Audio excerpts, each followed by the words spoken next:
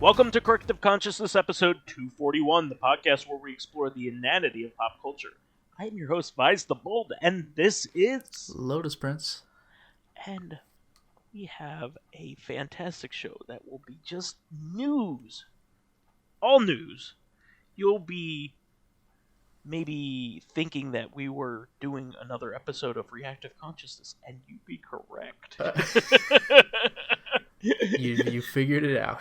Yeah, I mean, we have to go over a Nintendo Direct because it is like the biggest news event in video gaming whenever it does happen.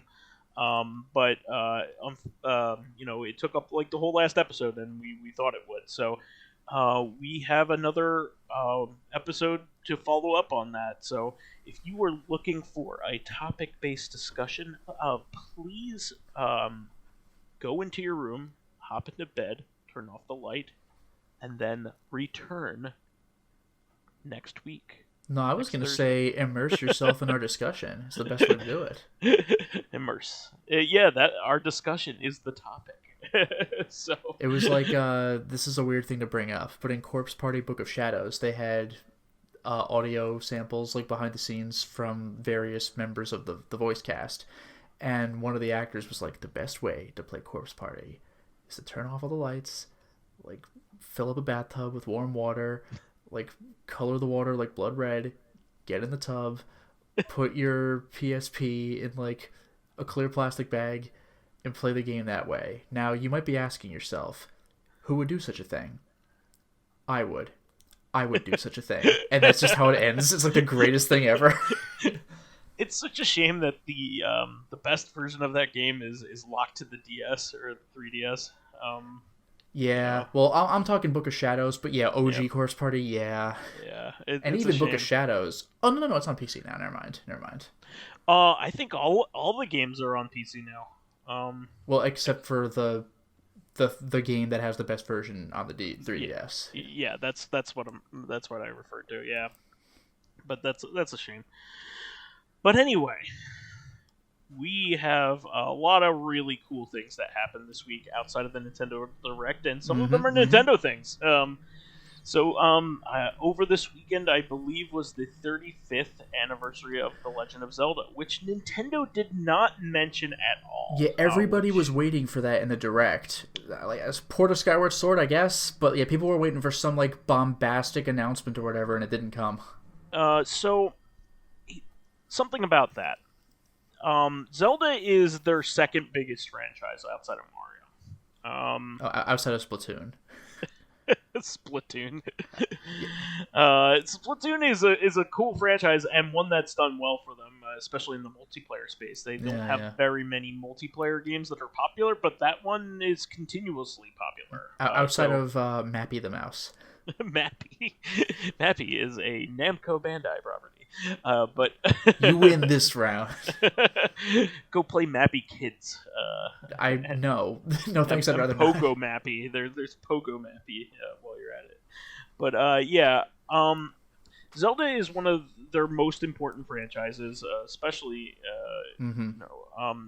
since forever, really. And they founded an entire genre with it, and you could probably say that Metroid's the third most important, but it isn't. We all want it to be, but it isn't. They obviously haven't put out a new Metroid game since the Wii was the newest one. I mean, we had a remake of 2 on the 3DS, but in the meantime. Well, you said since the Wii. I don't remember when in the lineup this was, but like Hunters and Federation Force, I mean, those aren't mainline games. Yeah, well, Federation Force was a 3DS game, so Hunters 3DS. was a regular DS game, so that happened before Other M. Other M been the last one. Has been the last mainline new Metroid game, and that wasn't even made in house. Yeah, and neither was Metroid 2. Samus Returns. That one is made by Mercury Steam. Who famously made Lords of Shadow, Castlevania Lords of Shadow. So, okay. But yeah, I have a feeling that Nintendo will address this, but just not. They were kind of playing with us. I have a feeling that they will have a Zelda Direct after That'd this be interesting. Nintendo Direct, because they did that with Mario for his 35th anniversary. Yeah. And there's a lot they could talk about because they haven't revealed what extra characters are being added to Age of Calamity. They could also reveal other ports of other Zelda games. Obviously, Skyward Sword is a big deal because that's never been ported. Yeah. But they could be working on bringing over the They are. I'm just gonna go out and say that they are working on the HD ports of Wind Waker and Twilight Princess. It's just a matter of when. The thing I'm honestly most interested in, because the Wii U version of Wind Waker is an improved version, especially with the Triforce hunting part. Yeah. But one thing that's very conspicuous in that game is the Wii U version specifically is the messages in the bottle that connect to the Miiverse that no longer exists. So I'm sure something that'll either just be removed or possibly replaced with something. Yeah, and they could always add new things to these games too. Maybe they could restore the Tingle Tuner content and just have it be like with your gamepad instead of like a separate system, the Game Boy Advance. Yeah, who knows? But the reason why I say that is there's no way that they're going to leave something that big on the Wii U. Those were great, awesome ports that they poured a lot of time into and barely anybody bought. Not because they didn't like them. The people that did have Wii U's bought them, but nobody had a Wii U. So, they sold well for a Wii U game, but that was it, you know. So, I have a feeling that those are coming, and soon. So probably within the year. But they wanted to talk about something big first, bigger than that, which would be a newer port of a game that is famously locked due to hardware restrictions that they are finally getting around because they finally readjusted it with controller options. So I think that will be coming down the line. Plus, there are other things that you could do with Zelda, like you can announce things about Super Nintendo Land. Like the theme park. Yeah, that would be very amusing. Everything that they've shown so far has been Mario related. So I'm sure there's going to be a Zelda section. I mean, why wouldn't there be? This is their second biggest franchise. So, that's what I'm thinking. Is down the line, maybe not right now, but maybe in a little bit, maybe in a couple months, we'll see a Zelda themed one with all kinds of Zelda things to talk about. New characters in Age of Calamity, all kinds of things. So, moving on from that, this was a big deal for some people and also an atrocity to others. Yeah, I thought this was pretty funny. Ryu and Chun-Li are being added as playable characters in Fortnite. Yeah, they so both look really weird. Our friend Mr. Ryu has already posted like a screenshot of Ryu with like a Gatling gun. It's so bizarre. The character models look odd to begin with. They don't look like the proper proportions for their current incarnations, but they look a little too Fortnite-y, I guess. is the thing to say. So they look accurate then? Like, they look accurate for the game that they're in, but they don't look accurate for the character. Fine. Yeah, it looks a little weird though. Yeah, but they are also characters that are martial artists that have all kinds of weaponry. Yeah, it's like when Mr. Ryu showed me like Tekken 7, where you could do custom character stuff. So you could give Akuma like a shotgun, and it's very funny. What's funny to me is I was realizing the other day that every fighting game story could be solved with a single hit. Except for Mortal Kombat 3, because Stryker comes with a gun. Yeah, but their bullets don't do real bullet damage. Well, there you go. That's why you need to settle it with your fists. That's why you need to make everybody into Cyber Akuma, my favorite character. I mean, Sonia and Johnny's daughter, I forget her name. Cassie. Cassie has guns too. But yeah, exactly. Like they brought a gun to a fist fight, and they paid for it by having to keep up with fists. Yeah, I mean, fighting games never acknowledge the. It's like the couple of Yakuza characters being binary domain DLC characters. Like, okay, I guess. Yeah. But yeah, I mean, this might be. It is pretty fun for that kind of thing. I mean, I love crossovers, so I mean, this is that's the thing. Like, it's Fortnite, and now there are more characters I like. Like, whatever. Yeah, I mean, they had fucking Thanos. Like, I could take Ryu. I couldn't care less, but this is fun for some people, I'm sure. Moving on from that, I think BlizzCon is what happened over the weekend, and the big announcement from that is Diablo 2 is being remade with all of its DLC. Yeah, like a full-on. It's not like a remaster port. Apparently, it's a full-on remake. Yeah, I'm People a little worried about this, about that. Considering like the remake of Warcraft 3 was awful. Well, that's what I heard, but somebody had said, like, I haven't looked into this myself, but I'd heard that this might be done in-house and Warcraft 3 was outsourced. Oh, okay. And I'm sure Warcraft 3 in its current condition is probably not that bad, but like probably when it was launched, it was terrible. Well, yeah, when you might want to have it working when it's at the time where the most people are going to talk about it and buy it. Yeah, and as a result, nobody knows what its current state is, right? Because who checked back in, right? You should always release in a good state and make it better from there. Not like, oh, we released this garbage product and then everybody forgot about it. You know, I would like to play Warcraft 3. I mean, Warcraft 3 was a great game. I would like to see if that was good. But Diablo 2 is for a certain age group is like their favorite game of all time. Yeah, people who've played Diablo love Diablo 2.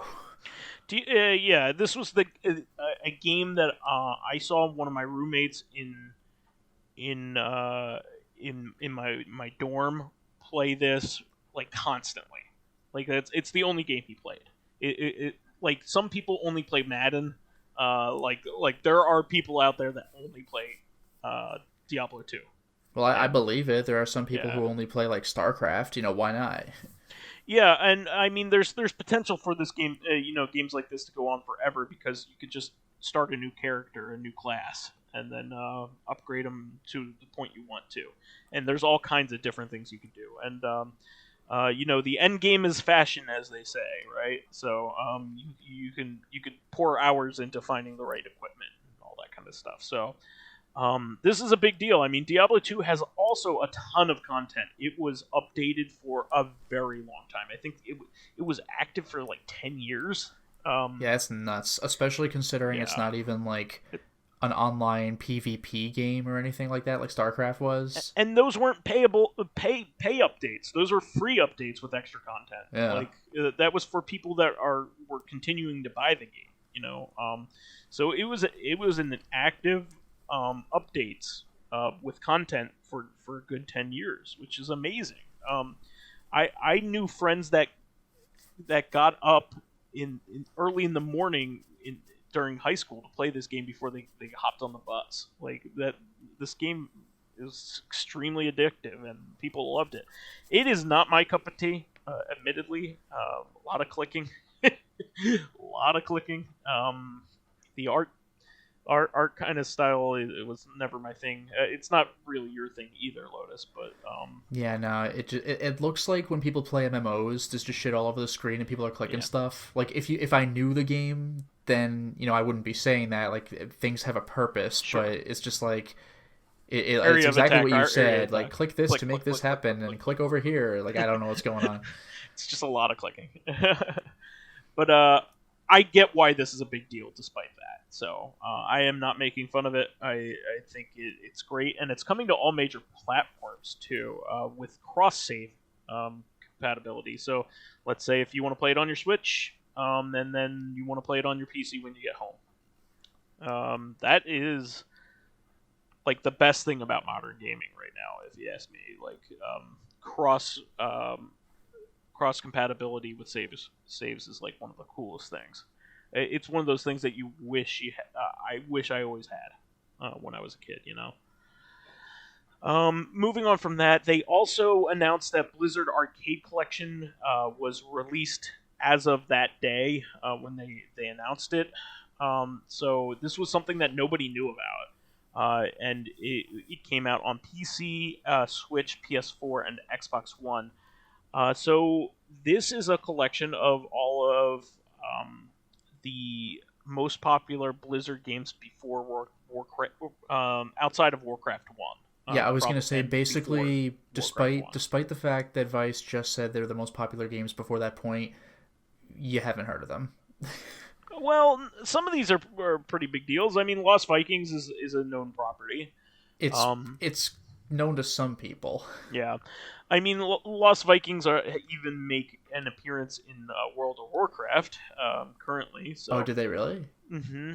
Because I was going to make a joke about how, they finally made a video game based on the Easter egg in Overwatch, because there's a Lost Vikings 7 arcade cabinet in one of your waiting rooms in Overwatch, which is pretty funny. Lost Vikings are basically Blizzard's mascot. They show up in a lot of things, and not just... That is true, but I mean, it's like how Alex Kidd was Sega's mascot. It's like, you don't know who he is. But yeah, that was a platformer where you have... puzzle platformer where you have 3 different Vikings with 3 distinct abilities. One of them can jump, one of them can push things with his shield, and the other one can shoot arrows. Does that sound right? Yeah, and by the way, on the Genesis, this actually supported 3 players if you had the team player thing. Yeah, this was Trine before Trine was a thing, if anybody's ever played Trine. It is a lot of fun, and there have been several sequels to Lost Vikings. There was Norse by Norse West. Yeah, that is the greatest title they could have come up with. Yeah, and I think there's also a regular Vikings too. Yeah, it's just straight up called Lost Vikings 2. That was SNES, right? I know there was a PlayStation 1 version of it. Maybe that's what I'm thinking. I forgot where you could find Norse by Northwest. But yeah, this is probably the most mainstream title of there. And then there's also Rock and Roll Racing. That was a pretty mainstream title too. Yeah, but I can't believe it was ported unless they changed up the entire soundtrack of the game. I do not think they did, because we found out this week Rock and Roll Racing is famous for having ripoffs of real songs that are changed only very minusculely. Even less so than I Am Man from Ninja you mentioned Gaiden. Before. And they probably thought they could fudge it just because it's Super Nintendo sound chip and not guitars. Yeah, so it has renditions of famously of Bad to the Bone, Steppenwolf. It has wait, the guy from Justice League? Yeah. Jesus Christ. But yeah, that's more famous than the actual band stuff. Get out of here. Probably the most popular awesome song in this is "Paranoid" by Black Sabbath. Ozzy's first band. So Ozzy Osbourne's first band. So they made a band after that stand in JoJo Part 5. Get out of here! Incredible. But yeah, there are digitized 16-bit versions of all kinds of awesome rock and roll music, and it's pretty authentic. But they obviously didn't get the licensing for any of it. They literally said that you shouldn't stream this with the music on because it'll probably get you DMCA striked. And we'll talk about that a little bit later. But before we do, there's one more game. Yeah, and there's also Blackthorn. Do you know anything about Blackthorn? No, I really don't. Okay. So this is a cinematic platform, former a la Another World or Flashback, yeah, or even Heart of Darkness. Heart of Darkness, yeah. I was just gonna say Prince of Persia. The original Prince of Persia is a cinematic platformer. Yeah. So essentially, a platformer that is more about puzzle solving than action-based combat and things like that, and also getting around puzzles and traps, rather than and traversal.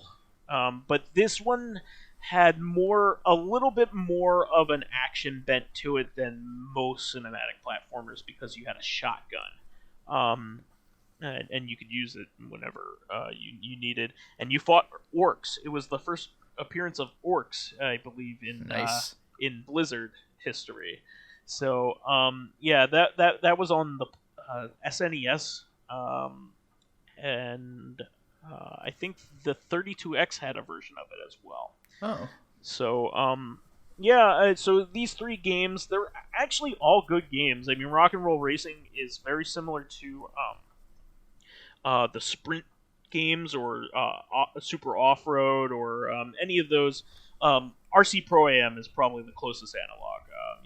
A isometric combat racing game. So yeah, I think these are all great titles. Not one of them was an arcade game.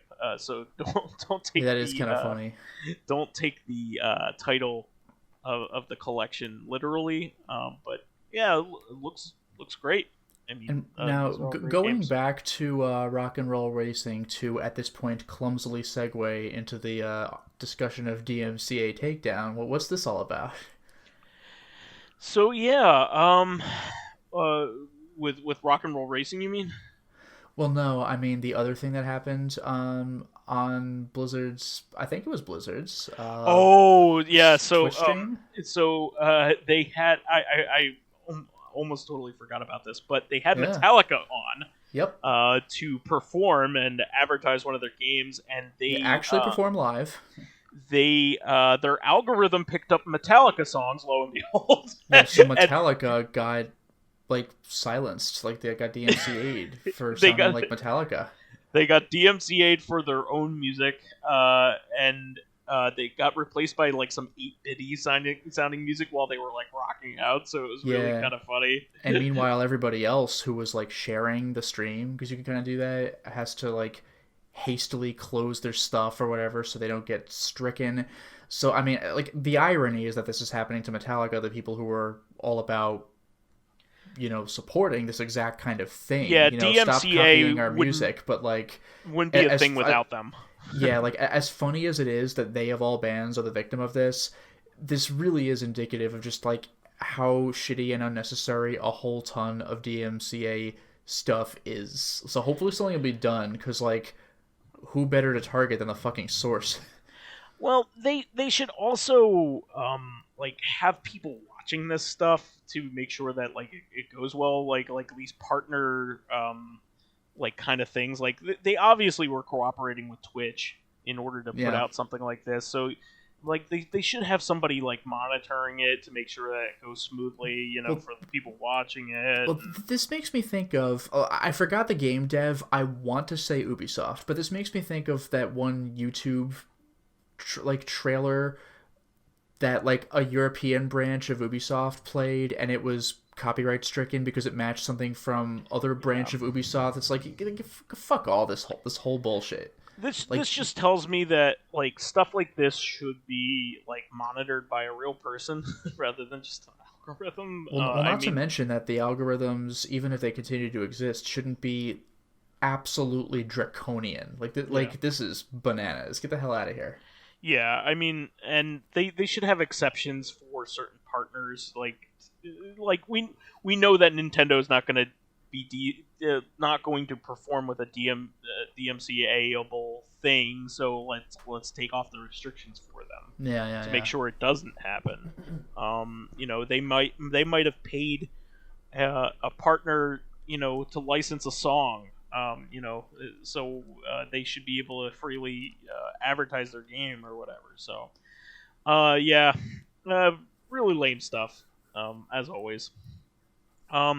So this last week was a fantastic week for retro gaming and buying retro games, but I've brought this up several times in the past, but SNK versus Capcom Match of the Millennium got ported from, or got an emulated version on the Switch. Yeah. And it is wonderful. I ended up playing it. I love that game, and it plays so freaking well, and it's emulated really well, and it also has that 2-player mode on one screen, so unlike the original. So I really, really love this. But SNK kind of clumsily and cryptically announced that SVC Match of the Millennium will be part of a compilation release in collaboration with Capcom at a later date. So they didn't clarify what any of that meant, but my interpretation is that we will probably see a Capcom SNK collection at some point. I'm thinking we are going to see exactly one game, and it'll be a direct port of SVC Chaos. That might be true, and if that is... That actually would be kind of cool, not gonna lie. I'm okay with it, but... Capcom versus SNK 2 is, vastly superior, but that would still be very cool. We have several games that could be on such a list, so I'll go over them. We have Capcom versus SNK, the original. Capcom versus SNK 2, Mark of the Millennium, I think is that one's title. Yep. Mark of the Millennium 2001. Yep. Yeah. And so you have Match of the Millennium, the Neo Geo Pocket Color one. You have SVC Chaos, that is SNK versus Capcom Chaos. That is the one that showed up on the NVS. It was on the NVS first. Oh, I guess Neo that makes Geo. sense. Yeah. It was on the Neo Geo and then ported to the OG Xbox, oddly. And then I don't think ever ported ever again. Not that I'm aware of. Meanwhile, Capcom vs. SNK 2 was on all 3 systems at the time. Yep. And got ported to PlayStation 3 eventually. Yeah. Yes, I actually played that back when you lived at your parents' house. I played that at your place. Mm-hmm. And then there are a couple other titles that could be on here that are non-fighting games. So you have SNK vs. Capcom Card Battler. Oh, yeah. There are two versions of that because you're supposed to be able to trade, between them. That was the DS game, right? There is a Neo Geo Pocket Color version of that, and a sequel. And then there's a DS title. Yeah, because I have the DS one. Yeah, so the DS one is actually the third game. Okay. So, yeah, that would be, the reasoning behind it. And I think the Card Battler game has 2 different versions a la Pokemon as well. So there's an SNK one and a Capcom one. Nice. So yeah, those are the games that could be on the collection. I think probably the most likely, the best likelihood is all the fighting games all in one space. But yeah. The Card Battlers are all really fun. So especially the Neo Geo Pocket Color ones, those ended up better than the DS game. So I hope it's all the fighters in one place because the best ones are the Neo Geo Pocket Color one and Capcom vs. SNK 2. But the other 2 ones are overlooked and good in their own right. They're just not as good as the other 2. So yeah. SVC Chaos in particular is really good. Probably the worst one is Capcom vs. SNK 1. It was one of those games that it was one of those fighting games that's half baked when it comes out, kind of the original version of Street Fighter Alpha. Street Fighter Alpha 1's not very good, but Street Fighter Alpha 2 is fantastic. Yeah. The first version of Street Fighter 3 is not very good, but Third Strike is Third Strike is great. gold. Yeah, exactly. It's one of those kinds of games where it was kind of half baked, and then the second game really got it. Yeah. So we'll see. We'll see what that ends up being. And one other thing I should mention: this is not part of the compilation release, but just SNK just reminded me. There was a new trailer for King of Fighters 15, which featured Kyo. I mean, we all if you know King of Fighters, then you know who Kyo is, and there was no chance he was not going to be in the game, but you get to see some gameplay of him, and it looks cool. I mean, Kyo is SNK's like basically their mascot. Pretty much, he's like the main character of King of Fighters, which is the umbrella game that covers itself, but Art of Fighting and Fatal Fury. So yeah. Kyo is the main character of their flagship title. Yeah, they're like their crossover universe game. And then Terry after that, who is the main character. Yeah, Terry's honestly more distinctive to me, but but he's not the main character of KOF. I mean, you could probably make the argument that Terry is the most well-known SNK character, and I mean, I don't think anybody's going to dispute that, especially considering he got into Smash, though. I mean, come on, Terry's very recognizable. Yeah, and Mai was specifically excluded from Smash. but then again, Terry made it into Smash because he's the main character of like a franchise. Mai is not. That's true. Like Mai would have, if Mai was going to become playable, it would have been after Terry joined. Exactly. Like he's like almost like the Ryu of SNK almost, but well, no, to the point of risking a lawsuit. Ryo was like Ryu. Yep. By the way, in Capcom versus SNK 2, there are a lot of like this was the first game I was aware of that had unique character interactions in a fighting game.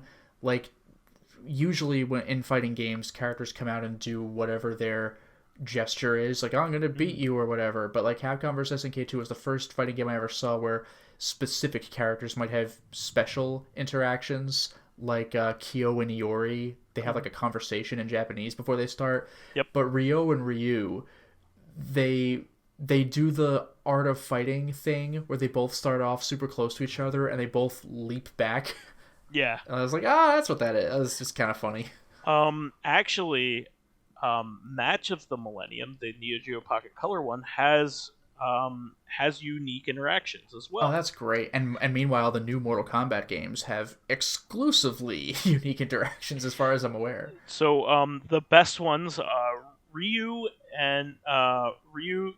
Ryu and SNK's Kyo have a special interaction, because they start sparring. Okay. In between, right before, which is pretty cool, and just to show rivalry. But Terry and Ken also have a special interaction. Yeah, in Capcom vs SNK 2, Ken tosses Terry his hat, who then puts it on, like, yes, and gets like a thumbs up. He does the same thing. Nice. Actually, they do the same thing in that one. One of my favorites, by the way, are Iori and M. Bison. They're talking to each other, and I don't know what they're saying because it's in Japanese, but then Iori like shoots a shot at Bison who has to leap out of the way. I was like, oh, damn. Whatever they said, man. Yeah, and also, this is within the same universe, but Terry and Yamazaki, where Yamazaki just tosses Terry his knife on the ground, like, here, feel free to use this against me if you want, and Terry punches it and breaks it, and Yamazaki's just like, and they get ready to start. Yeah, I believe Matt, as indicated by their naming, Match of the Millennium and Mark of the Millennium might have been developed at the same time. So, I'm looking forward to whatever this is. Also, you have a little bit of news here that you had put in here. I'm not quite sure about this one. This is very quick and very bizarre. So Tekken 7 just recently had a new, not even full-on trailer, but a teaser for a new character. So we're not even getting to see anybody's movesets or anything. But this is one of the weirdest decisions, I think. I'm not going to draw this out. I will give you one guess as to who or what this character is. Oh, boy. There is a literal 0% chance you're getting this right. Is it a Namco Bandai character? That's legitimately difficult. I'm going to say yes, but no one you've heard of. And I've heard of. I'm guessing when I say, I'm assuming it is a Namco Bandai character. Okay. Well, so are they a Tekken character?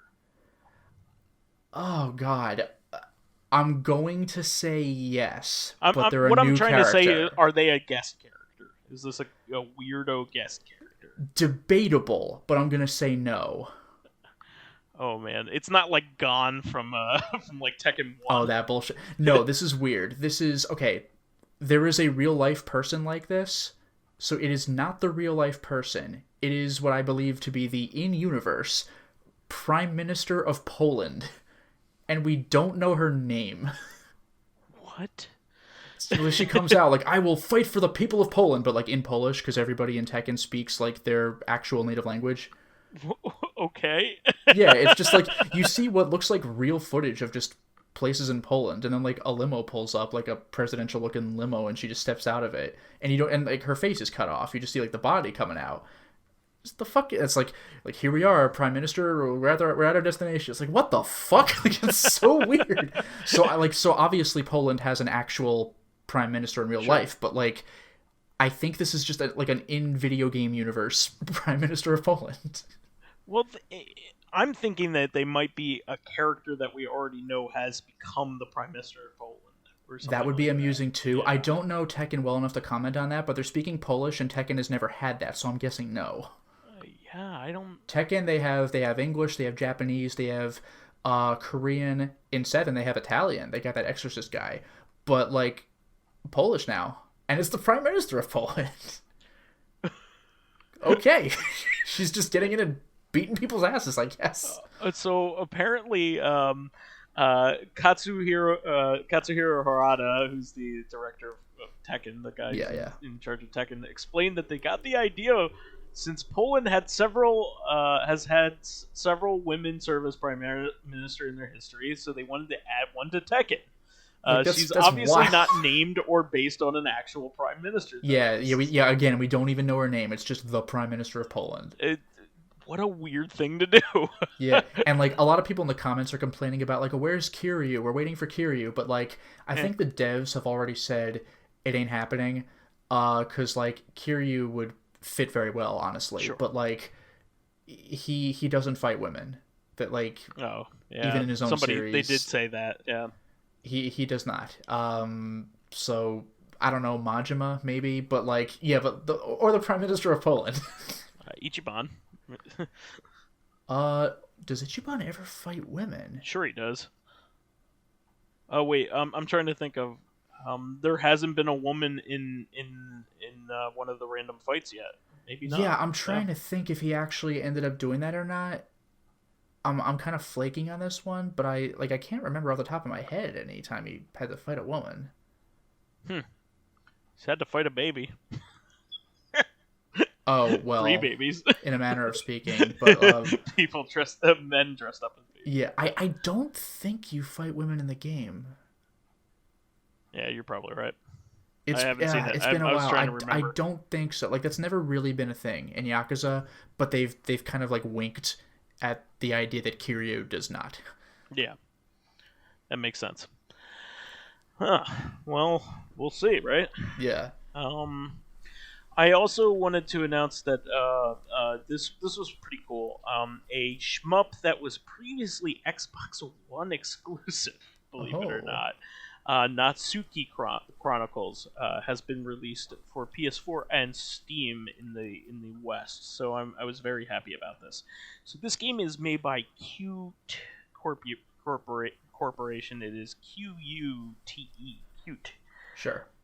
They previously made a game called Escatos, which is one of my favorite shmups of all time. It is amazing. They came out on the Xbox 360, and then they had a game called Ginga Force that never made it to the United States until like 2 months ago, or maybe a month ago. That was a follow-up. It wasn't part of that series, but it was kind of like their next game after that, and had a lot of customizable options and an anime like story, and it had never come out to the United States, so everybody was very happy when that came out. And Natsuki Chronicles is a prequel and sequel to Ginga Force, so nice. I am excited for that. Also, it is a lot cheaper than it originally was. I usually buy every major shmup for most consoles because I'm a big fan, unless it's something that doesn't appeal to me. And I didn't buy Natsuki Chronicles not because it didn't look good, but it was a $40 digital only game, and I for Xbox One. I was like, when am I ever gonna play this? And they finally released it for the other platforms, and they lowered the price to $20. So I was like, okay, I'm all over it now. This company, believe it or not, got their start making post-mortem fan games for the WonderSwan. Jesus. They made 2 games for the WonderSwan on fan-developed cartridges. A game called Judgment Silver Sword and a game called was it Original Sin? Something like that. Cardinal Sin? Yeah, it was something like that. And those games were amazing, and they actually brought them over with Escatos. They made official emulations of them as bonuses in Escatos. So I just thought that was a cool little thing that they made fan games for a system that.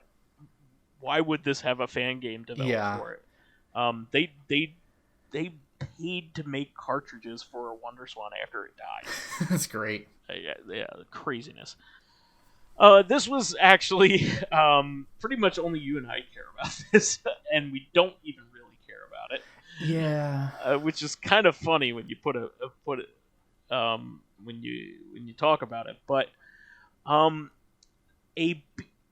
an obscure but fan favorite beat 'em up for the Super Famicom is finally getting a release in the United States for the Super Nintendo via Castlemania Games and Limited Run Games called Undercover Cops. It is a fun beat 'em up by IREM, the makers of Disaster Report.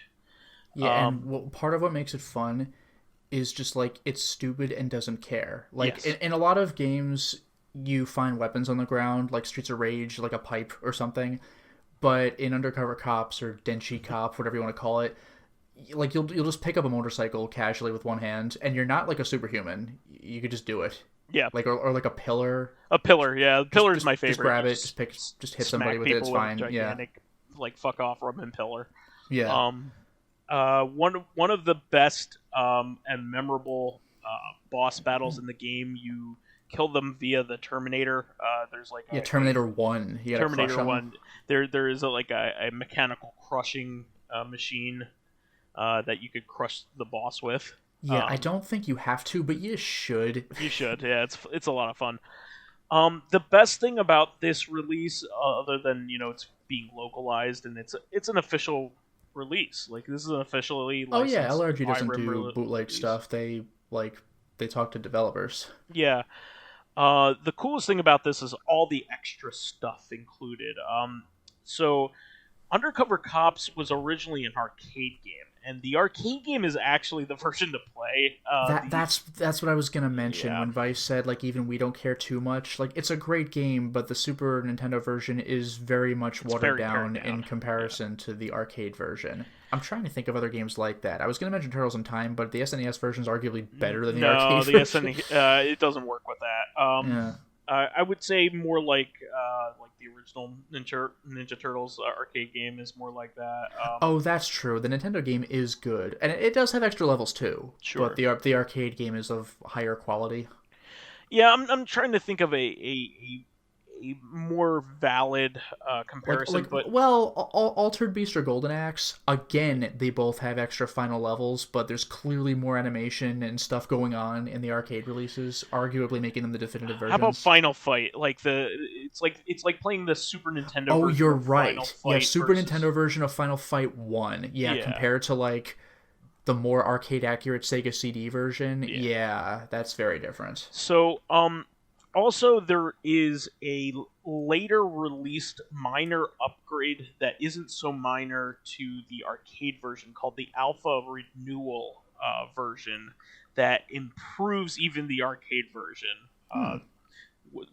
to have extra content. And it has I think they added fighting game style combos to it. You know what, Oh like my Streets god. of Rage 2, like Streets of Rage 2. You know, like adding like the grand upper kind of stuff. Oh, like little Um, extra special moves? Sure. yeah. So fighting game style attacks were added to that version of the game. Okay. So and it was pretty heavily censored, brought to the Super Famicom, because there's like small instances of nudity throughout the entire game. There's like all kinds of stuff that happens in this. Like I think you can eat straight up a chicken, like a live chicken, in the arcade version of the game. Like That's rather ridiculous. than like having to eat like a cooked chicken, Yeah, the like cooked on a chicken like plate. in Streets of Rage. You pick up an actual chicken and consume it. It's so dumb. Yeah. There's all kinds of weird, crazy, stupid stuff going on in this game, and it's a lot of fun. But there are all kinds of supplemental materials. Like the poster is fucking beautiful. Like Yeah. the artwork that they made for this game is like legendary manga style art from this time period. So I might buy this just for the shit that comes with it alone. The poster and the wanted folios, wanted profile cards, and the beautiful art on the box are really neat. It's for $70, so it's not too terrible for a really gaudy special edition. So I don't know, but I'm having a hard time justifying it because it's not the version of the game that I will ever play. Yeah, the arcade version is the one to play. Yeah. So I think there's a level missing, and it might only be one player. I think the Actually, that was another thing with SNES Final version. Fight SNES. Wasn't there a level missing? There was a level missing, and it was one player. So just like I'm talking about with Undercover Cops. Yeah, yeah. So that is a huge deal in a beat 'em up to have. You need to have a second player in a beat 'em up, at least. So pairing it down to a single, character is. Let me see this. Hardcore Gaming 101 has this in there. Let me see here. HG 101 Undercover Cops. Let me take a look at this because And you're not even trying to. I mean, like, I guess nobody might recognize you as a cop, but you're just walking in and beating the crap out of everybody anyway. Yeah, I know the SNES version is very fucking pared down. Let me see. A Super Famicom version saw release 3 years after the arcade original. A U.S. release was advertised but never happened. So maybe they even just found a ROM for this. Yeah, Likely due to impending end of the system, it's a respectable port, and while it suffers from understandable cuts due to sprite size, number of frames, background tiles, it plays very faithfully to the arcade. Only true drawback is there is only support for one player. There Okay. and it's far less enemies on screen at one time. Yeah, just play the arcade version, folks. Even with these limitations, there are points at where the SNES port can't handle everything that's going on without some slowdown. Here's a thing. Did you know that there is a Gaiden sequel game? No. There is a turn-based board card games hybrid What? spin-off for the Game Boy. Okay. I am very happy to have known this. This is great. That's like finding out that Choaniki has a Wonder Swan Yes. RPG. Look up Choaniki, folks. But anyway, yeah, I mean, very interesting. But I think the art is the thing that's the coolest thing about this. This next one is awesome. So the apparently a beta of the original version of Dinosaur Planet, which later became Star Fox Adventures for the GameCube. Mm-hmm. The N64 version of Dinosaur Planet without any Star Fox characters was leaked by the Forest of Illusion. Apparently, they had acquired it from a private collector, and they released it to the internet because they are fantastic. Yeah, apparently, your mileage may vary with emulators, but it should work pretty well with an EverDrive. Yeah, so apparently it crashes a lot with emulators, but emulators have never been really good at N64, if you ask me. But the EverDrive should work fine, I'm sure. Probably have less crashes. I look forward once I track down the ROM for this. I kind of want to give this a whirl. What do you think about this one? Yeah, that actually sounds legitimately interesting. Especially considering that you're actually a fan of Star Wars Adventure or Star Fox Adventures, right? It's all right, but I like it's not my favorite game. But yeah, I think it You'll gets more defend hate than though. it deserves. Yeah, you'll defend it though. I linked you to this on Twitter, but I thought this was pretty great. But JoJo's Bizarre Adventure, the PS2 Golden Wind game, got a fan translation. Yeah, that's pretty rad. I never played the Golden Wind game because I had only ever played the Phantom Pain game, which is admittedly not very good. Phantom Blood or Phantom Blood, Pain, Jesus. But yeah, I don't know anything about that Golden Wind game. Golden Wind is a far superior game in terms of gameplay. It doesn't do the Mario Party 1 thing where you gotta rotate the control stick 1,000 times, because that sucked. But yeah, it just carries you through the story of Part 5. And one little amusing thing that I don't even know if anybody is going to understand, but back in college, did you ever see that from like albino black sheep? Did you ever see that, like, those stick figures fighting? Yeah, Xiao Xiao. Like those. No, not well. That was awesome, but not those.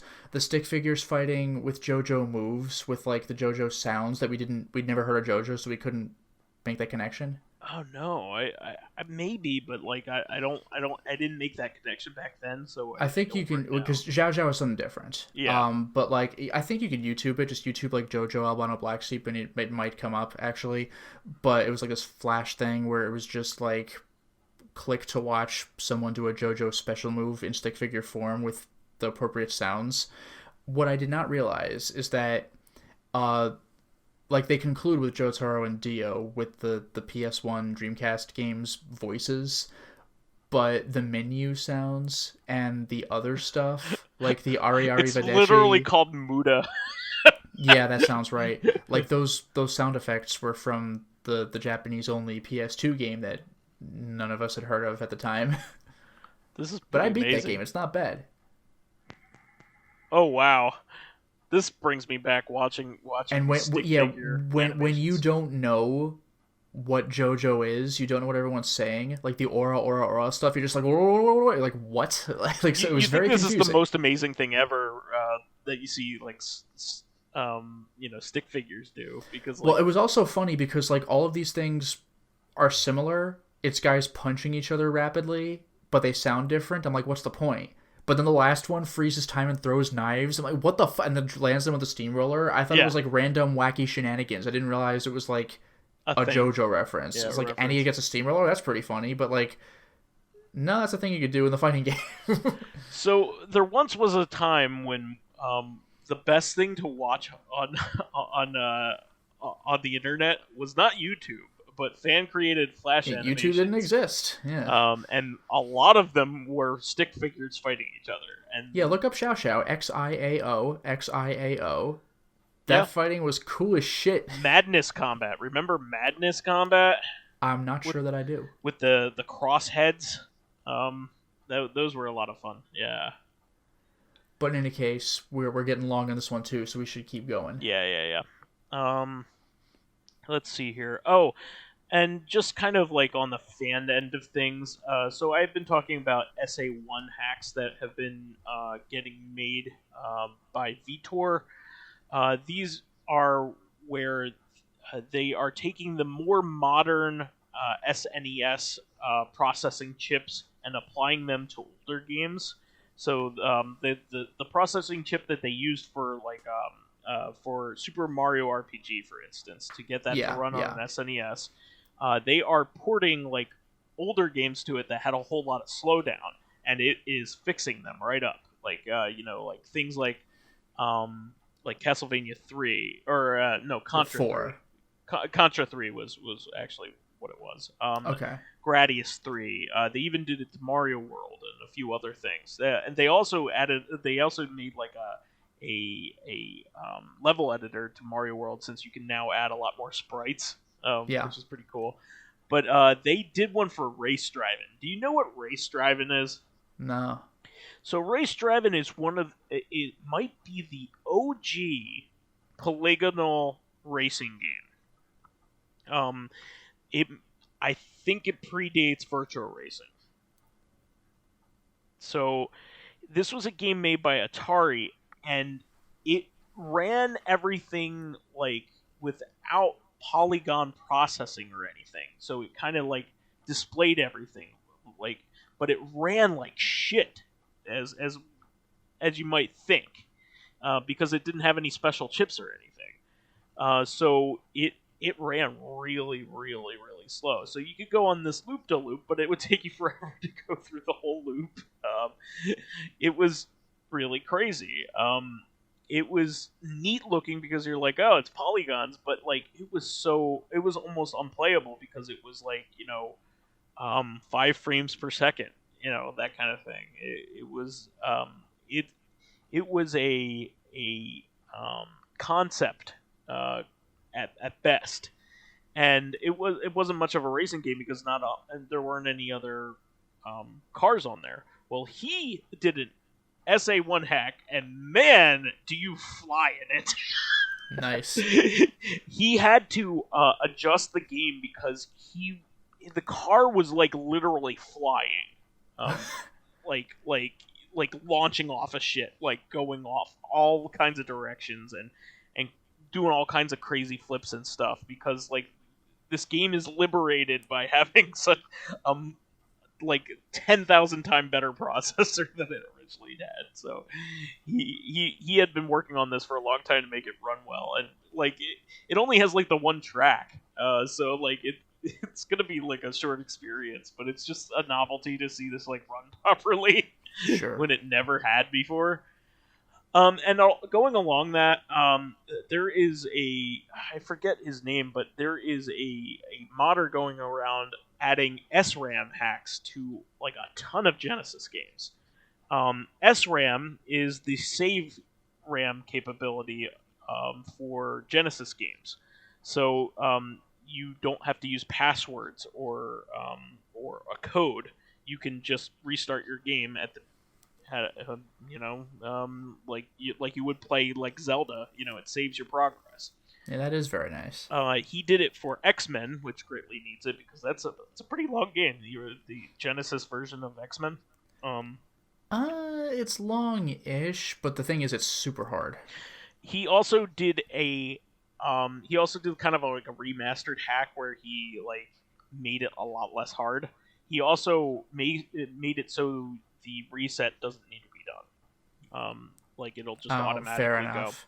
Go. That was a very clever trick, but if you don't know it, then you're out of luck. Well, not only that, but like not all even official versions of the Genesis have a soft reset button.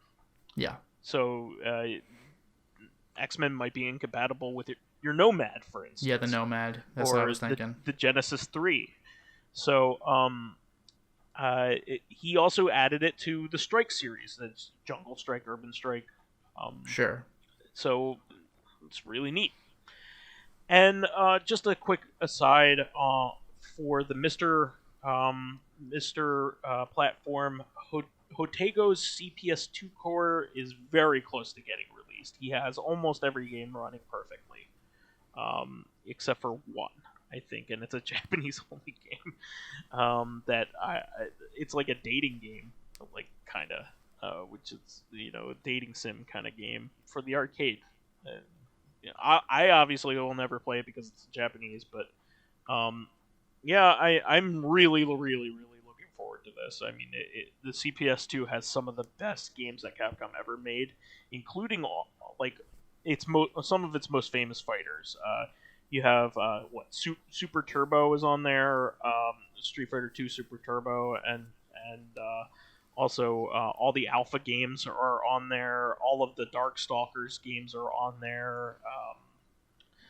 There are all those shmups that I talked about on Reactive Consciousness, like 19XX and 1944 are on there, and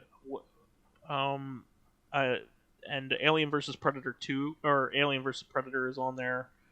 Like all of their really great famous beat 'em ups are on there. Marvel vs. Capcom 1 on there? So, I believe. Yeah, so this is like a big deal. I know what X-Men Children of the Atom's on there, like tons of stuff. So Puzzle Fighter is on there as well. So tons and tons of awesome arcade games by Capcom are coming to a Mr. near you.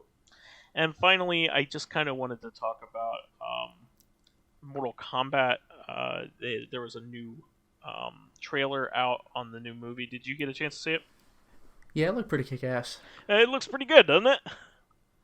Remember that part where Sub-Zero slashed a guy's shoulder with a knife and blood flew out, and then he froze the blood and turned it into a blood knife? You're like, Jesus Christ. I mean, he was obviously fighting Scorpion. Yeah, that's freaking amazing. But yeah, I mean, Sub-Zero froze a gun as it was firing a shotgun, so like all the pellets like came out. That was pretty neat. Now, well, my only question is, what does it mean if somebody has a birthmark? Yeah, exactly. What is a birthmark? You were born with it. Oh. Okay, thank you for that. Thank you for that. Because this is good wrong. To know. So, the original Mortal Kombat movie is Paul W. S. Anderson's basically only good movie. Event Horizon. Event Horizon, yeah, and Soldier's pretty decent too. But yeah. It's up there with his best films, let's say. But it is really good on its own. It's just a really straight up great adaptation of a franchise that was campy to begin with and got the campy tone right. I don't know if this will be campy too. I don't think it will, but I'm okay with that. Yeah. It's fun when it's campy. This just looks like it'll be cool, you know? Yeah, it looks good so far. I mean, like the thing with Mortal Kombat is, like, if you really think about it, look at how just dumb all this shit is. Yeah. So like it can be hard to play it totally straight. It can be done, of course, but like just there's a line you gotta walk. I mean, I think the best thing you could hope for is that there are tons of fights and not much story, which is what you want. Yeah, especially because each character has a different but very involved story. Like, that was one of the best parts about the first Mortal Kombat movie. There's a fighting tournament happening on the island. That was the story. Like, all right, got it. We at least know that in this one there is a proper depiction of Sub-Zero and Scorpion's dynamic. Which is, they are bitter rivals. They are arch nemeses. Yeah. In the movie, they are partners. Well, no, but the movie addressed that. Shang Tsung said normally they would be bitter enemies, but like they're under my control, so they're my henchmen. So like that was the movie hand waving upcoming fan complaints. So like that was covered. Oh, okay. I didn't realize that. Okay, but yeah, it looks great. I mean, I'll watch it. Jeez, it'll be fun. Mm-hmm. We should move on to fan stuff though. Why, sure. By the way, before we do, I want to bring up one thing. The main character of the movie appears to be some new guy named Cole Young, which, number one, nobody cares, and number two, everybody's asking, where's Johnny Cage? And some people are thinking, could Cole Young be Johnny Cage?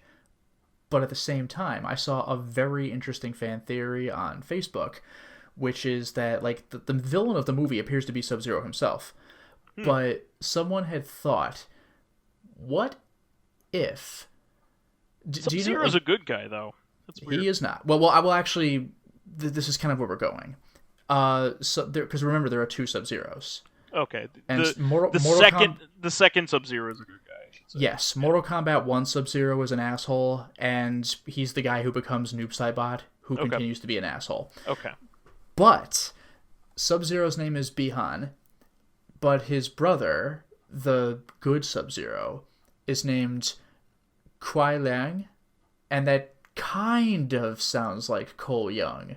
So is it going to be a reveal that, like, oh my god, I'm your brother name? and I have your powers? Yeah, that's his like Americanized name, and he has a Chinese name. Yeah, like I mean, nothing's confirmed, obviously, but like, okay, that'd be because he's obviously Asian, right? Cole Young is yeah, like, but and the beauty of it is that this isn't one of those things where, like, if you even know a little bit about the lore, then this is painfully obvious. Like, nobody knows these characters' fucking names, so it's actually like a legit reveal if true. That's cool. I bet you don't know Sub-Zero's name. Why would you? Like, did you read the manual in the Sega Genesis? They had elaborate backstories, and that's what made the game fun. Yeah. Yeah. So that would be cool. Yeah. That'd be cool. All right, so anyway, yeah, fan stuff. Let's go. So Connor says, I bought a PS4 last year specifically for Bloodborne. Admittedly, I got lots... yeah, no kidding. Admittedly, I got loads of additional use out of it, playing the Uncharted series, Spider-Man, Last of Us 1 and 2, etc. But Bloodborne was the deciding factor, and there's a good chance I would still have spent that money if Bloodborne was the only PS4 exclusive in existence. Yep.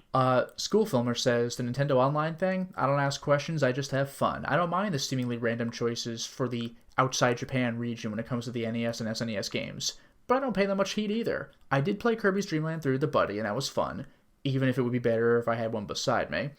Anyway, I finished Ultimate Vault Hunter mode in pre-sequel. I want to level up Nisha to the max of 70 before playing Claptastic Voyage. I haven't gotten Lilith's DLC for Borderlands 2 yet, because Norway loves difficult solutions where easier ones would have been more viable. That's a pain in the ass. I need to play Borderlands 2. I really do. Yeah. Fakafan says, I've seen a speedrun of Disaster Report 2. It's mostly about setting up other people to go fast, honestly. That makes sense. Which decision do I make? The one that makes late game easier? Yeah. And then USA LA Sierra says, hi guys, long time listener, first time commenting. Just wanted to say thank you for all the hours. Yeah, indeed. Welcome to the podcast. I just wanted to say thank you for all the hours of content you constantly provided and the many things I've discovered because of this. The High Score Girl anime, some of the Grasshopper games, and coincidentally, I've just bought Disaster Report 4 for PS4. Oh, glad I could turn you on to High Score Girl. Jeez. Even I didn't even know about that one. Yeah. And and from what I hear, you're going to have a quality game for Disaster Report 4. Mm-hmm. And then Living Corpse says, this is about GoldenEye, I believe, Trevelyan, arguably Alec Trevelyan, also had no business surviving... Sean Bean. Had no business surviving his faked death since he was still in the weapons factory when it blew up and gave him that scar on his face. And he paused the film when M shows Bond Aramov's profile on a monitor and read it. It says he had to spend a year recovering from his injuries from that explosion. He was much further away outside near the end of the runway. That's a clever little detail. It's easily missed. And then Living Corpse also has the question, what are some funny video game mishaps you've had? Since I'm in a Hitman mood lately, I had a funny one in Hitman 2, 2018. In the mission where I had to kill the Washington twins, I managed to knock out Sophia, but the box was full, so I couldn't hide her body. So I'd staged it to look like an accident. I threw her out the window onto some steep stairs, and they weren't steep enough. So imagine my horror that someone heard that, and she's still alive, and found her. I had to start over for my SASO rating. That's awesome. A double botched assassination. That's amazing. Ooh. What happened? Some guy threw me out. What the hell? That's amazing. I'm trying to think of funny mishaps. I can think of one that's funny in retrospect, but really sucked at the time. Dark Souls 1. This was when I didn't know the game so well, and I was like heavily using a guide to play it. And at one point, I was in the Quelaag's Domain Firekeeper area, and I put my controller down to look at something. I put it on the floor, but it leaned into the shoulder button. So I did a heavy attack and fucking killed the Firekeeper. So number one, that locks me out of her quest, or not her quest, her covenant. Number two, that locks me out of the fire. Yeah, I can't teleport to and from there anymore. You ruined your whole game. I could teleport to there, but yeah, that's locked out. And Dark Souls saves constantly, so like, that's it. I'm done with this character now. Fuck, that sucked. I'm trying to think of something that's similar, other than like you said, I've had some mishaps in Demon Souls, which turned me off for that series for a while. Oh, yeah, the boss soul. Yeah, I sold a boss soul because I didn't know any better. Yeah, it's worth more souls. Why wouldn't I do this? Well, I'll tell you why. and I specifically wanted that spell because I was gearing my character to, be a fire some mage. fire spell. Yeah, exactly. So, there have been plenty of times where I've just, like, straight up just fallen on my face and just ruined things, but I can't I can't think of anything specifically.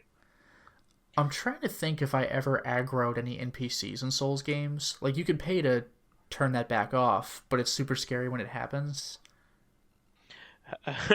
How about equipping rockets to the wrong person in Jet Force Gemini?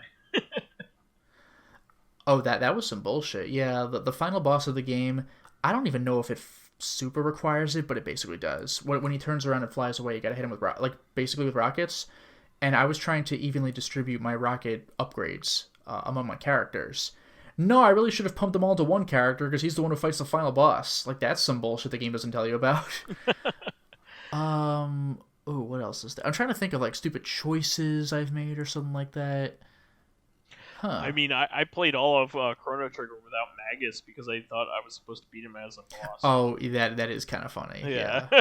And people have made fun of me because of that. I was like, what? Like, yeah, how did you not know that the villain joins you? Oh, okay.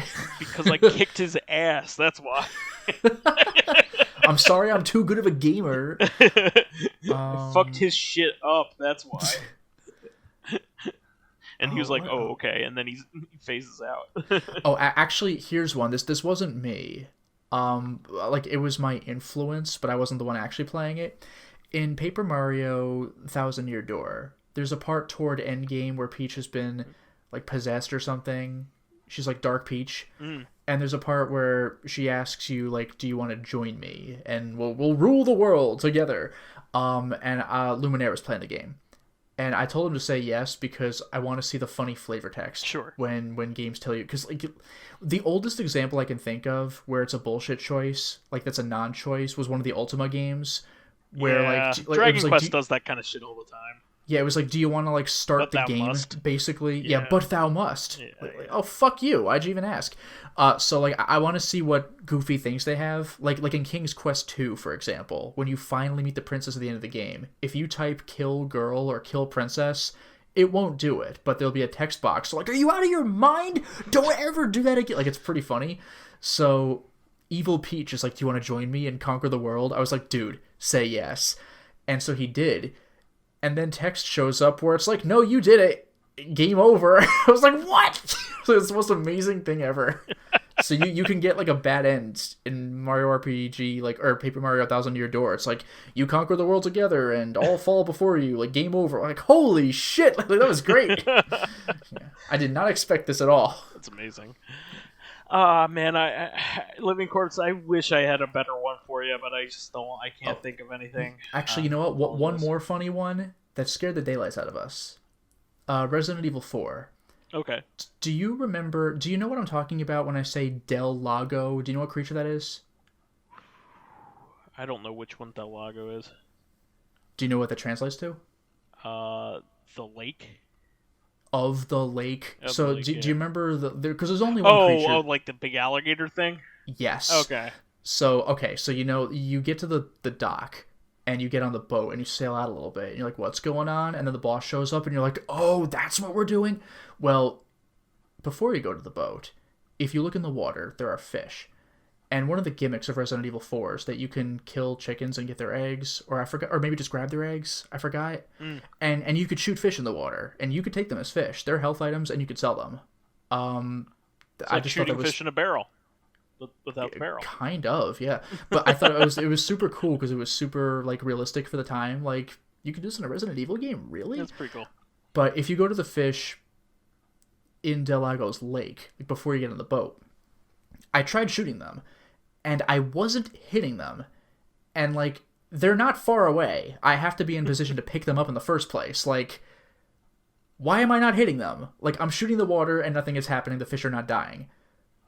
I've hit them before. I know I can do this. Why am I not hitting them? It turns out that is a trick. Because if you shoot the water, I forgot how many times, 3 to 5 times, just like a an automatic scene happens where Delago suddenly just rises up out of the water and just fucking swallows you whole, and it scared the shit out of me. So funny. Like, Hilarious. what a gotcha. It was amazing. Wonderful. That's amazing. like that's in the game. I never knew that was a thing, so we immediately told our friend Dan shat your pants. Jeez. To get we immediately told our college roommate Dan to get in there. And it was the flimsiest excuse you ever saw, because we asked him if he could like help us hit these fish because we couldn't, and he's like, "You're playing the game and I'm not. You'd be better than I am. What the fuck is this?" And then he got gotcha, and we're like, worth it. It's freaking great. Was he like, whoa? Yeah, like he just like froze. He had like one of those non-reactions, like, oh. It was great. It was That's great. Awesome. Well, this was a long episode. Yes. Sometimes you just need to go over every character in Hyrule Legends. Yes. One of those days. But this was really great, and we had a brand new commenter, so that's great. Yes. That's the show for this week. We want to thank all of our fans who contributed questions and comments. Please, speaking of which, that new commenter also provided a question that we will get to in a future episode. So thank you for that too. I really am looking forward to that, and please do continue to comment on a regular basis. We would love to have you. Please keep us supplied with awesome topics of your own. Topics by submitting questions of your own via the YouTube and Soundcloud pages. I'm very tired. While there, please give us thumbs ups, likes, and 5-star ratings on iTunes. So seriously, it's like 1 a.m. It helps promote and spread awareness of the show, and any bit of encouragement helps keep the show going. You can also catch us on Tuesdays on our sister podcast, Corrective Consciousness, the in-depth look at this week in our lives.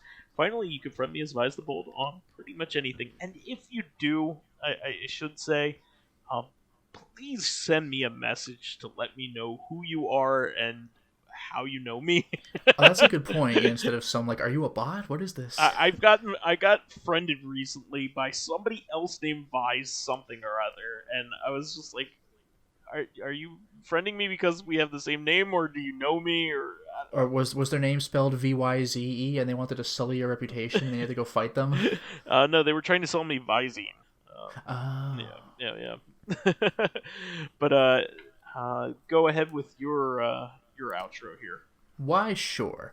You can follow me on my YouTube channel, Lotus Prince. You can hit me up on Twitter at Lotus Prince. Twitter. And finally, Twitter. And finally, if you are interested in seeing my videos early, selecting upcoming games for me to Let's Play, getting in exclusive live streams, not necessarily in that order, or getting in conversations with me and other patrons on Discord, then perhaps consider swinging by my Patreon account, which can be found at patreon.com/LotusPrince.